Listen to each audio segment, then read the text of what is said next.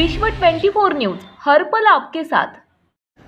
Mafia police commissioner Sanjay Pandey के पश्चात अब माफिया नेता संजय राउत पुलिस की गिरफ्त में। गोरेगांव पत्राचार 1200 करोड़ का घोटाला, वसई नायगांव 2000 करोड़ का घोटाला, अलीबाग में जमीन, दादर मुंबई में फ्लैट, विदेश प्रवास, दुबई में संजय राउत किससे मिले थे, ये सब चीजें जब बाहर आएगी तो मुझे विश्वास है आर्थर रोड जेल में नवाज मलिक के पड़ोसी बनने का सम्मान संजय राउत को मिलेगा।